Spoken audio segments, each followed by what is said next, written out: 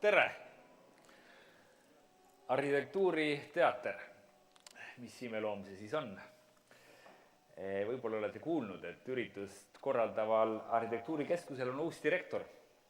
Tema ongi see musta habemega karabas parabass, kes meid marionette siin lava peal liigutab. Minu vastas musitseerib Argo Vals.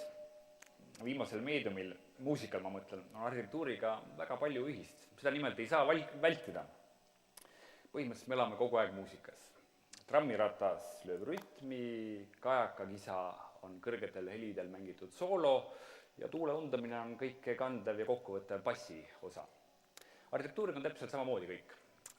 Bassi osa, massiivsed lao- ja tehashooned, rütmikitarri mängivad eramud ja tornid torgivad soolosid. Aga nagu muusikal, salvestatud muusikal, mis taasesitatuna kõlab Spotify's või vinüülplaatidel, on teine elu ka arhitektuuril. See on arhitektuur piltidel, videotes, renderitel. Kuidas mõjutab arhitektuuri illusoorne, pildiline pool meie reaalsustaju, reaalset kogemust ning teisisõnu, kuidas meie kogemus ja vajadused mõjutavad kaasaegse arhitektuuri kujutamise viise. Sõna on meie arhitektuuriteatri Malvinal, arhitektuuriajakirja Maja peatoimetajal Triino Ojaril. Palun!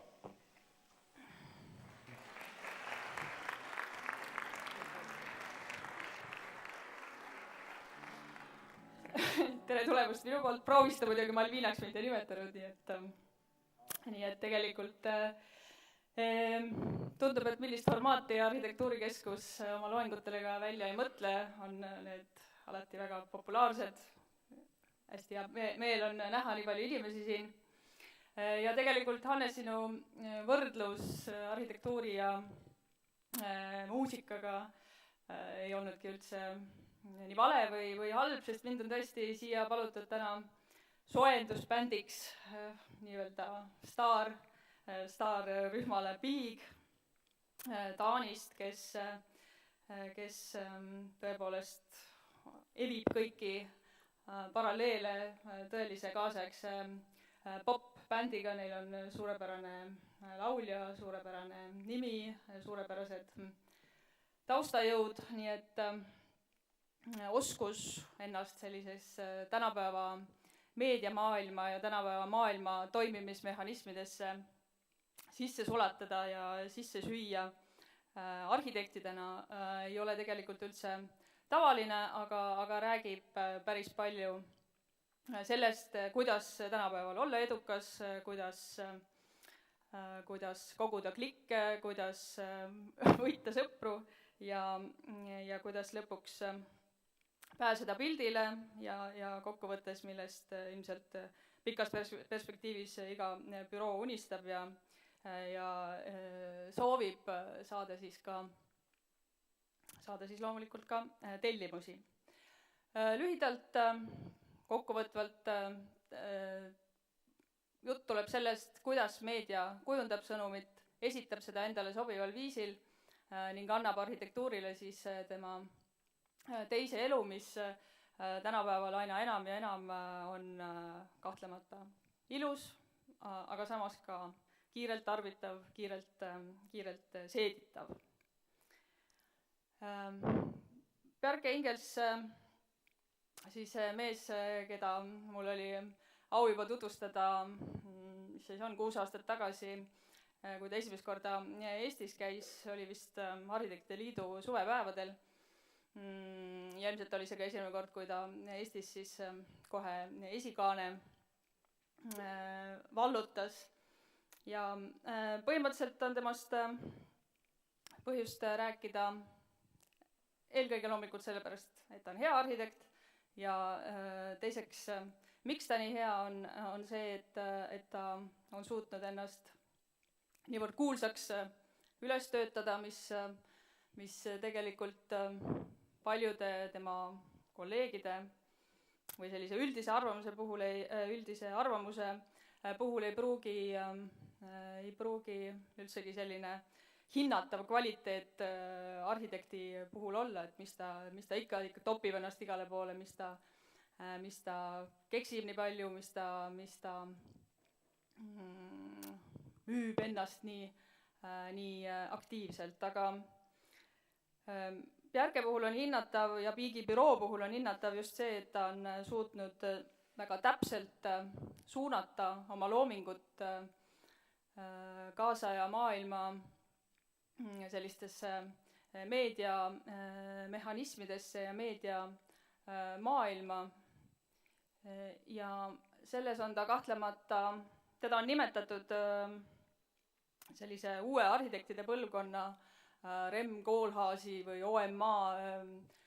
lapseks, tema büroos ta kunagi töötas ja eelkõige tähendab see seda, et sealt sai ta kaasa ilmselt sellise tugeva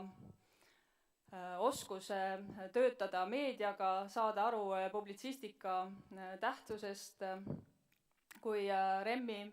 90ndate lõpus ilmunud raamat SML XL oli selgelt sellise uue põlvkonna raamatukujunduse, informatsiooni edastamise, arhitektuuri edastamise manifest, tõeline piibel, kui see ilmus, siis tema aastaid hiljem ilmunud Content ja siis Biigi Yes is More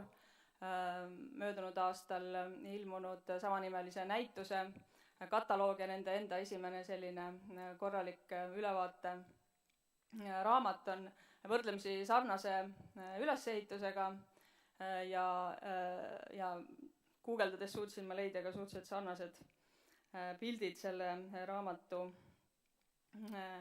promomisest.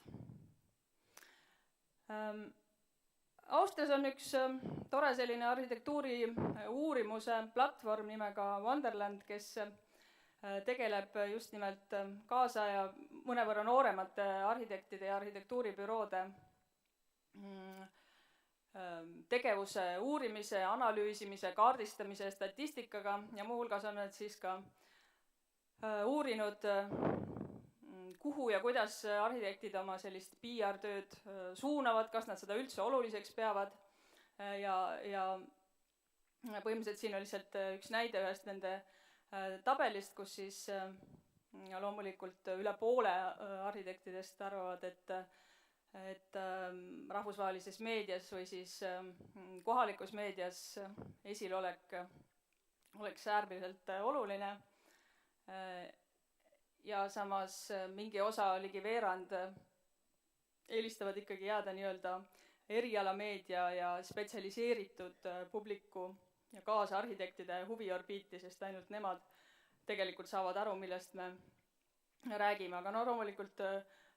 pool siis üritab adresseerida oma sõnumit igaühele, sest igaüks võib olla sinu järgmine klient ja sellest uurimusest siis on siis arvatud, et tellimusi saadakse tänu näitustel osalemisele, publikatsioonidele, veebilehtedele ja no kõige vähem siis sellisele muule PR-e või siis sellistele klassikalistele büroo brošüüridele. Ja mida arhitektuurimeedia siis põhimõtteliselt kaasajal aina enam ja enam tähendab, on siis arhitektuurifoto ja arhitektuuri kujutamine digitaalsete vahenditega ehk arvuti piltide tootmine, loomine, renderdamine, kas piltide manipuleerimine on probleem, siis kokkuvõttes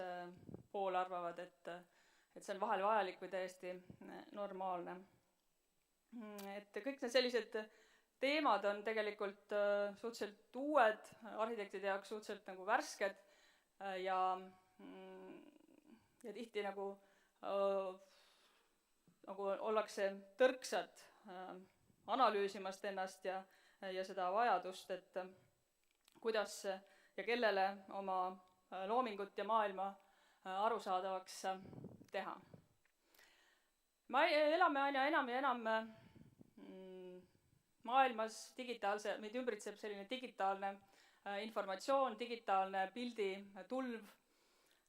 Me tahame tarbida arhitektuuri tegelikult samamoodi nagu kõike muud. Me surfame veebis, me leiame endale lemmikleheküljed, lemmikportaalid, mis esitavad arhitektuuri väga kindlate parameetrite järgi.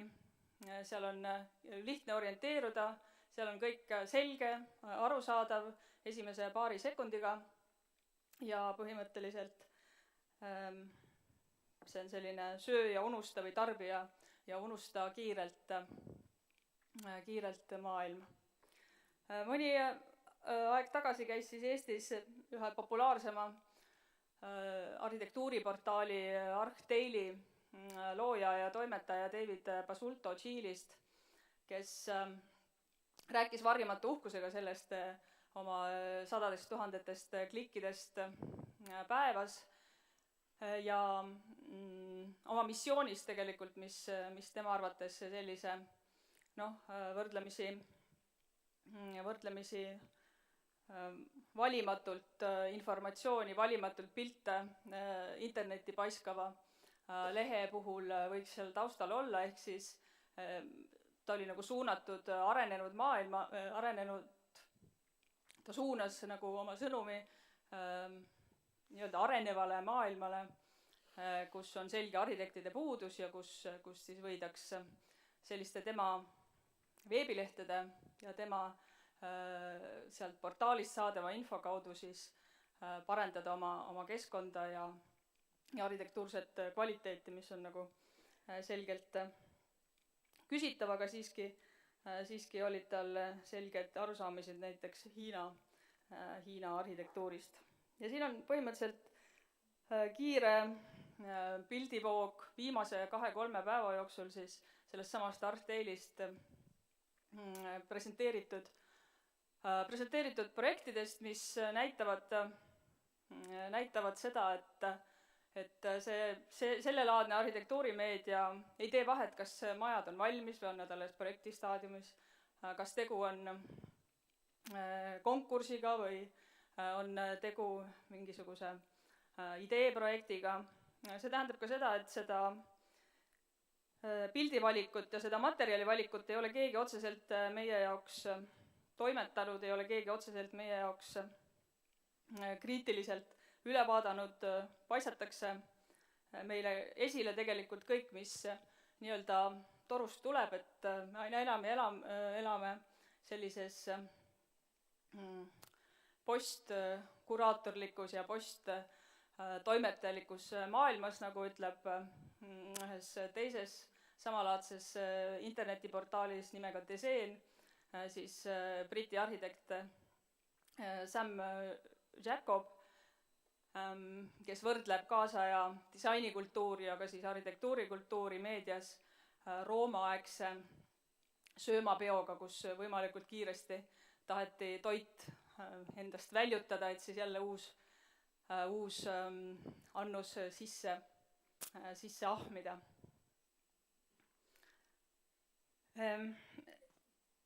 Ilmselt ei saa ma ei saa kuidagi ka ilma vanade piltideta või ajaloolise väikse ekskursita,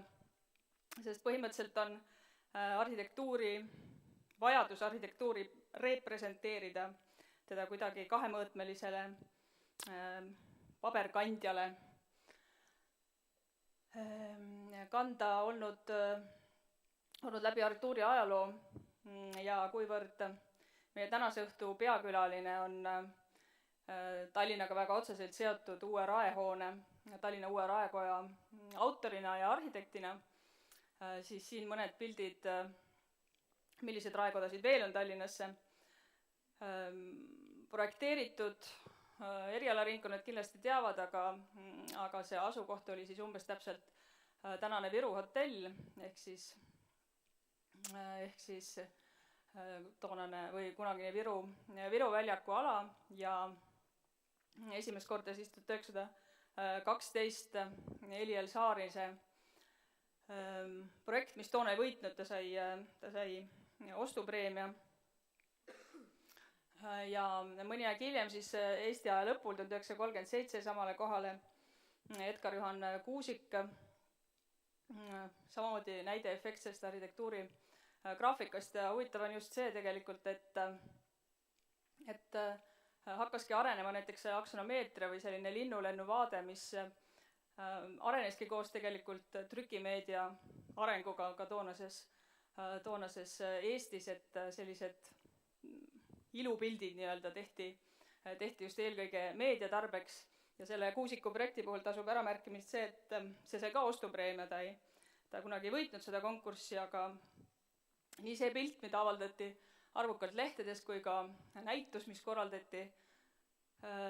Raekoja konkursi töödest, osutus väga populaarseks ja Kuusik osutus rahvalemmikuks, see maja osutus rahvalemmikuks ja ta palgatigi seda maja nagu edasi projekteerima, hoolimata sellest, et ta konkreetselt seda konkurssi sellel aastal ei võitnud, et see otseselt nüüd ei ole võib-olla arhitektuuri meedia ja presenteerimise küsimus, aga lihtsalt sama koht, aeg veel mõni aeg edasi, 1954 Nõukogude majaprojekt, nii-öelda stalinistlik periood, kui rääkida arhitektuuri graafikast ja arhitektuuri joonisest, siis Nõukogude perioodil kahtlemata väga ilus klassikalise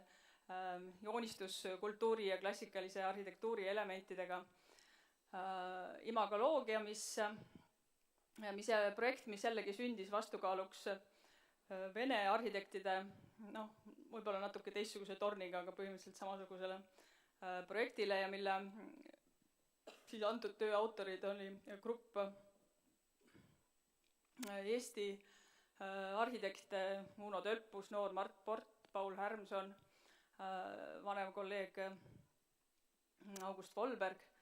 et selline puhast Eesti verd arhitektide imekaunis vaade siis jällegi Viru väljakule kerkida võivale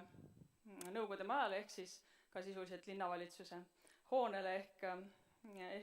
Raekojale. Ja Nõukogude arhitektuuri puhul loomulikult või eriti selle Stalini perioodi arhitektuuri puhul on kätketud arhitektuuri joonisse juba selge selline utopistlik ja ideoloogiline õnnelubadus millestki ilusast ja suurejoonelisest. Veel mõni aeg edasi, 1968, seesama Mart Port koos kolleegi Malle Meelakuga tegid eksperimentaalse Tallinna kesklinna projekti. Arhitektuurigraafika tegi osava käega Allan Murdmaa, samuti arhitekt siis, kes lihtsalt näitab seda, kuidas arhitektuuri joonis käis kaasas ka nagu kunstimõtte arenguga või sellise graafilise väljendusviisi arenguga mõnes mõttes, aga samas jäädes truuks soovile kajastada võimalikult täpselt, võimalikult illusoorselt ja tõetruult sellist konkreetset asukohta ja konkreetset visiooni võimalikust tulevikuprojektist, tulevikumajast, tulevikulinnast. Mida enam ei teinud näiteks 70. lõpu arhitektuuriajaloos tuntud Tallinna 10 põlvkond, kes tegelikult pööras arhitektuuri presenteerimisele ja arhitektuuri kujutamisele veel vindi peale ja tegelikult muutis selle iseseisvaks kunstiteoseks suisa või iseseisvaks selliseks kriitiliseks väikeseks mänguks või kriitiliseks selliseks vaatenurgaks, antud juhul siis linnakeskkonnale. Mida tegi ka brittide tuntud arhitektuurirühmitus Arhigramm, sõnast arhitektuur ja telegramm oma projektiga. Antud juhul on see siis projekt Instant City, väga selline popi võtmes kollaažitehnikat kasutav imagoloogia, mis tegelikult loodi otseselt trükis avaldamiseks, ajakirjanduses avaldamiseks arhitektuurinäitustel osalemiseks ja mis samuti laiendas arhitektuuri esitamise, arhitektuuri kujutamise sellist kriitilist viisi või kriitilist moodust vaadata keskkonnale enda ümber. Ja sellesama kümnendi, siis 70ndate lõpus ütles Prantsuse arhitekt Bernard Tschumi sisuliselt, et arhitektuuri ei saa mingil juhul paberil ega raamatus ega sõnana või pildina edasi anda seda elamust, mida me tegelikult ruumis viibides või linnas liikudes võiksime kogeda. Et selle asemel tasuks vaadata näiteks reklaame, miks mitte siis luua arhitektuurile samamoodi reklaame, nagu me reklaamime näiteks ehitusmaterjale või mida iganes. Et need on tooted, mis eksisteerivad väljaspool seda kahemõõtmelist paberi pinda või siis ajakirja. Et põhimõtteliselt jõudis mingi liin selle 70ndate sellise kriitilise mõtlemisega oma lõpp-punkti. Nüüd Eesti uus iseseisvus, 90ndad aastad, me sisenesime maailma hetkel, kus ka nagu laias maailmas väga palju muutus ja oma üllatuseks leidsin siis 96. aastast ajakirjast Maja disainer Aleksander Jakovlevi sellise kurva tõdemuse, et tegelikult on meie reaalsuse taju ja reaalsusest arusaamine tänu sellele, et arvutid suudavad genereerida niivõrd efektseid, niivõrd apetiitseid pildimaailmu, et see on muutnud põhimõtteliselt meie arusaamist maailmast ja arusaamist sellest, et kuidas seda esitada, ehk siis kõik läheb ainult pildiliseks ja pildikeskseks. Ja tegelikult ka see 90ndate ja veelgi enam siis 21. sajandi arhitektuur ja arhitekti roll muutus ka hästi palju instrumentaalsemaks, ehk see arvuti modelleerimine ja see virtuaalne 3D maailm tegelikult tootis klientidele, tootis linnavalitsusele, tootis meediale palju vajalikke pilte, millist te soovite te Faalemaja sellise munaga, soovite teda kuuskedega, soovite teda ilma kuuskedeta, et selles mõttes sellised võimalikkused ja sündivad maailmad muutusid samavõrd reaalseks kui tegelikkus. Loomulikult tähendas ka see seda, et teinekord valmismaja ja projekti vahel või selle arvuti visualisatsiooni vahel ei olnudki teinekord ei olegi suurt vahet või on väga sellised autentsed mudeldused. Tänu arvuti visualiseerimisele ja sellistele 3D maailmadele muutusid ka väga palju arhitektuurikonkursid sellisteks pildikonkursside, no mitte ainult küll, aga väga, väga oluliseks muutus see pildiline pool arhitektuurivõistlustel ja siin aeg-ajalt 2000. aastate alguses erinevaid projekte Tallinnas kavandanud välismaiste arhitektide puhul oli alati näha selline hoopis teistsugune nagu käsitsi joonistatud visuaalne maailm. Mõlemad on siis kavandatud Sakala keskuse arhitektuuri, ülemine oli siis arhitektuurikonkursi võidutöö, mida hiljem edasi arendati ja allpool siis nägemus, mis lõpuks arendajate poolehoiu võitis. Jällegi üks konkursitöö admiraliteedi basseini äärse ala arendamisest, väljaehitamisest Soome suure büroo evata klahvide alt. Üks Hollandi arhitektuuri toona veel tudengi kavand Balti jaama turust, mis võitis Hollandi arhitektuuritudengite rahvusvahelise konkursi Archiprix. Üks tulevikunägemus linnahallist seal 2000. aastate algusest Rootsi büroo White arhitekteni poolt. Ühesõnaga kõik need majad, kõik need võimalikkused, kõik need sellised virtuaalsed võimalused eksisteerivad võrdselt meie meeltes, meid ümbritsevas virtuaalses keskkonnas sama reaalselt kui need majad linnahalli puhul, siis sama reaalselt, kui nad tegelikult näiteks lagunevad. Arhitektuurikonkursid, tihti ilupildid, näide kesklinna muusikakoolide arhitektuurivõistluse võidutööst, mis siis peaks tulema teatavasti tänase Õnnepalee kõrvale ja kus arhitekt pakub pildi idüllilisest pargimaastikust, mis tegelikult asub kesklinnas ja autoparkla peal. Või siis jällegi maja, mis täna juba on suhteliselt reaalset kuju võtmas, aga mis ikkagi aastaid eksisteeris ainult pildina, ainult kujutisena ja näide sellisest kujundi võib-olla nagu vajakajäämisest või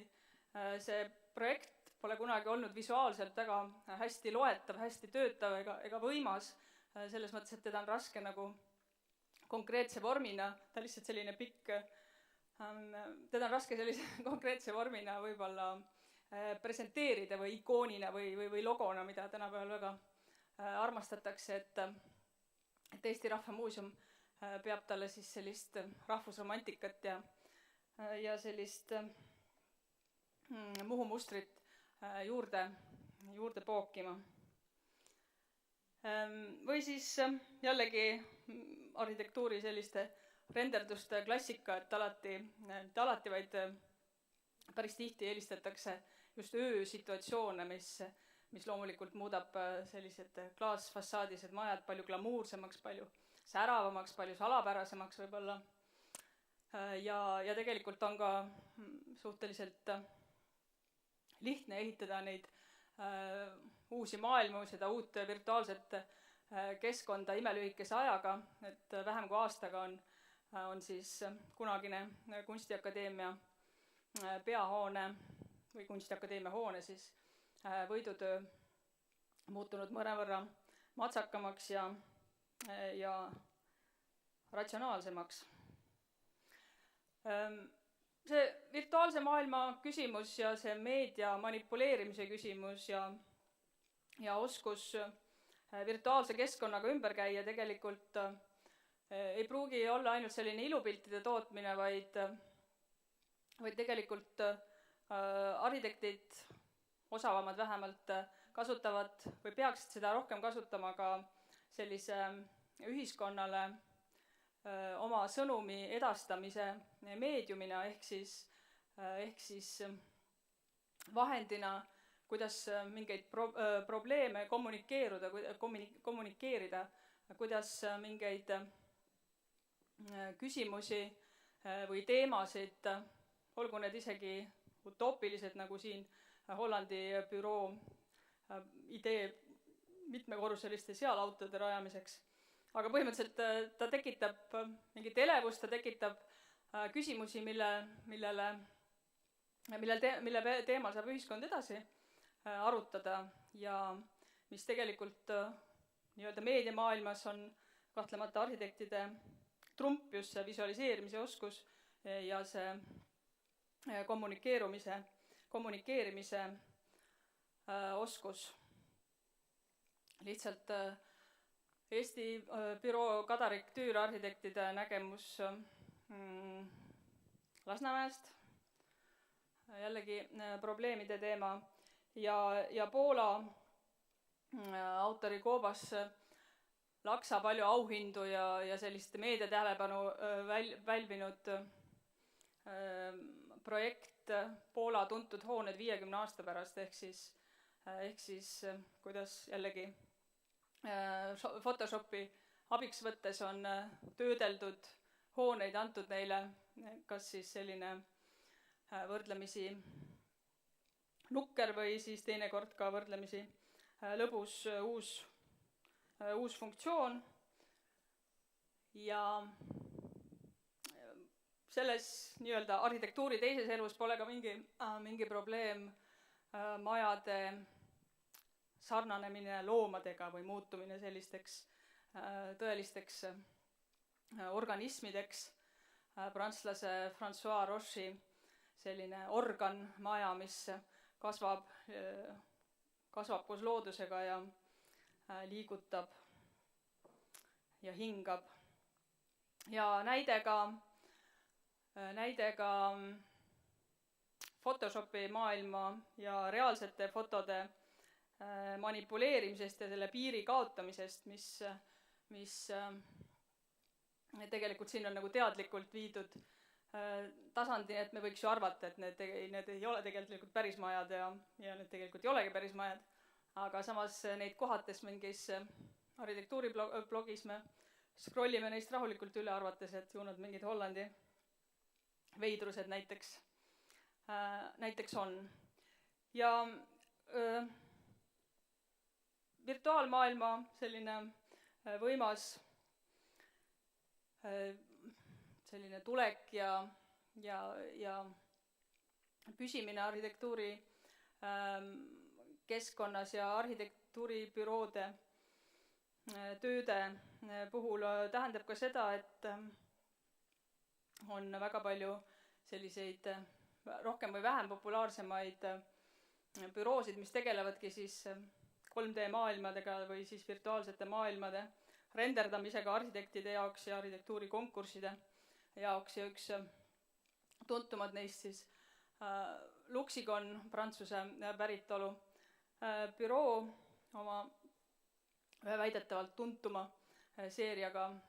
Rem Koolhaasi büroo hoonest siin kõrval kirjeldab just seda, et tema jaoks ei ole oluline selle pildi selline tehnoloogiline täpsus või selline jooniselik täpsus, vaid see, et ta annaks edasi mingit emotsiooni, et tas oleks nagu hing ja temas oleks sellist imaginaarsust ja esoteerikat. Ja minu meelest on ka Piigi büroo palju koostööd teinud sellesama Luxigoni bürooga, et see on nagu täiesti omaette maailm ja isegi mitte subkultuur, vaid täiesti arvestatav arhitektuuri distsipliin. Reeglina on nad kõik arhitektid, kes seal töötavad. Ja tegelikult see kokkuvõttes seda loengut kokkuvõttes elame me aina enam maailmas, kus on piiri väga raske tõmmata, mis asjad on nagu valmis ehitatud, mis asjad on ainult virtuaalses maailmas elavad keskkonnad, et kui guugeldada sõna arhitektuur, siis tegelikult saad sa pildivalikuna käputäie vanu maju ja siis hulgaliselt selliseid nii-öelda uut arhitektuuri või arhitektuuri, mida ei ole veel ehitatud ja mida ilmselt keegi kunagi ka ehitama ei hakka, aga mis väga tihti ei olegi mõeldud ehitamiseks, aga mis on samamoodi tegelikult kuulub sinna mõiste alla arhitektuur, nagu sinna kuuluvad ka vanad templid või õigeusu kirikud näiteks. Põhimõtteliselt see oli väike ülevaade või siis minupoolne sissejuhatus tänasele põhibändile või siis põhiesinejale, kes nagu ma ütlesin, on suutnud selle meediamaailmaga kaasneva suurepärase kontrolli alla võtta. Nii et aitäh minu poolt ja nautige õhtut edasi teatris.